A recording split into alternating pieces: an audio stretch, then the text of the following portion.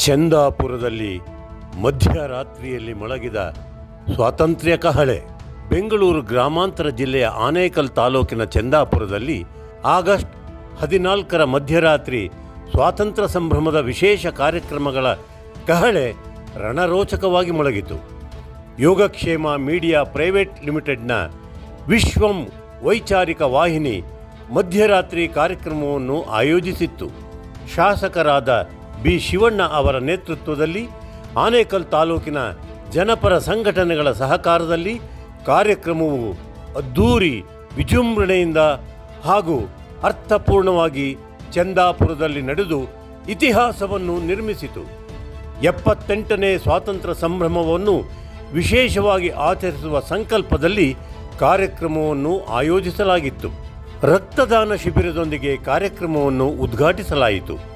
ನೂರಾರು ಮಂದಿ ರಕ್ತದಾನ ಮಾಡುವ ಮೂಲಕ ಸ್ವಾತಂತ್ರ್ಯೋತ್ಸವಕ್ಕೆ ವಿಶೇಷ ವೈಯಕ್ತಿಕ ಕೊಡುಗೆ ಸಮರ್ಪಿಸಿದರು. 15ರ ಮುಂಜಾವಿನಿಂದ ಆಚರಿಸುವ ಸೋಮಾರಿತನ ನಮಗೆ ಇರುವುದು ಸರಿಯೇ ಎಂಬ ಚಿಂತನೆ ಹಾಗೂ ಜಿಜ್ಞಾಸೆ ಹಿನ್ನೆಲೆಯಲ್ಲಿ ಕಾರ್ಯಕ್ರಮವನ್ನು ವಿಶೇಷ ರೀತಿಯಲ್ಲಿ ಸಂಘಟಿಸಲಾಗಿತ್ತು. ವೈವಿಧ್ಯಮಯ ಕಾರ್ಯಕ್ರಮಗಳು. ನಾಡಗೀತೆಯೊಂದಿಗೆ ಆರಂಭವಾದ ಕಾರ್ಯಕ್ರಮವು ರೈತಗೀತೆ, ಸೈನಿಕರಿಗೆ ವಿಶೇಷವಾದ ಗೌರವ ನಮನದ ಗೀತೆ ಮತ್ತು ಭಾರತದ ಪರಂಪರೆ ವೈಶಿಷ್ಟ್ಯಗಳನ್ನು ಸ್ಮರಿಸಿಕೊಳ್ಳುವ 16 ಸುಮಧುರ ಸುಶ್ರಾವ್ಯ ದೇಶಭಕ್ತಿ ಗೀತೆಗಳ ಪ್ರಸ್ತುತಿ ಮತ್ತು ಅತ್ಯಂತ ವಿಶೇಷವಾದ ಕಣ್ಮನ ಸೆಳೆಯುವ ಅತ್ಯಾಕರ್ಷಕ ನೃತ್ಯ ಸಂಯೋಜನೆಯ ಕಾರ್ಯಕ್ರಮಗಳು ಮತ್ತು ಇವುಗಳ ಮಧ್ಯೆ ಪ್ರಸ್ತುತಪಡಿಸಲಾದ ವಿಶೇಷ ಯೋಗ ಪ್ರದರ್ಶನ ಹಾಗೂ ಮನರಂಜನೆಯ ತುಣುಕುಗಳು ಪ್ರೇಕ್ಷಕರನ್ನು ಮಂತ್ರಮುಗ್ಧರನ್ನಾಗಿಸಿತು.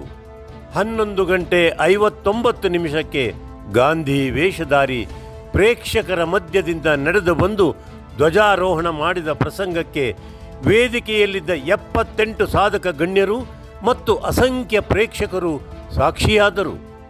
ಇದಕ್ಕೂ ಮುನ್ನ ನಡೆದ ಸರಳ ಸಭಾ ಕಾರ್ಯಕ್ರಮದಲ್ಲಿ ಶಾಸಕರಾದ ಬಿ ಶಿವಣ್ಣ ಮತ್ತು ಅನೇಕ ಗಣ್ಯರು ವಿಶ್ವಂ ವೈಚಾರಿಕ ವಾಹಿನಿಯ ಲಾಂಛನವನ್ನು ಬಿಡುಗಡೆ ಮಾಡಿ ಕನ್ನಡ ಮಾಧ್ಯಮ ಕ್ಷೇತ್ರದಲ್ಲಿ ವಿಶ್ವಂ ವಾಹಿನಿ ಹೊಸ ಶಕೆ ಪ್ರಾರಂಭಿಸಲಿ ಎಂದು ಶುಭ ಹಾರೈಸಿದರು.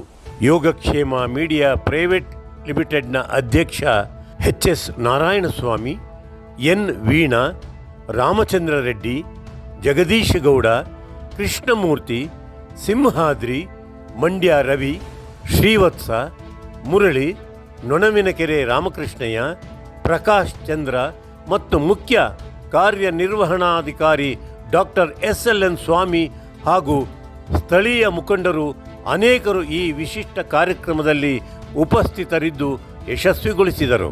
ಸ್ವಾತಂತ್ರ್ಯ ದಿನಾಚರಣೆಯನ್ನು ಆಗಸ್ಟ್ 14ರ ರಾತ್ರಿಯೇ ಆಚರಿಸಬೇಕೆಂಬ ಪರಿಕಲ್ಪನೆಯನ್ನು ಜನಮಾನಸದಲ್ಲಿ ತುಂಬುವ ಮೂಲಕ ಯೋಗಕ್ಷೇಮ ಮೀಡಿಯಾ ಸಂಸ್ಥೆ ಅರ್ಥಪೂರ್ಣವಾಗಿಯೇ ಮಾಧ್ಯಮ ಲೋಕಕ್ಕೆ ಪದಾರ್ಪಣೆ ಮಾಡಿದಂತಾಗಿದೆ.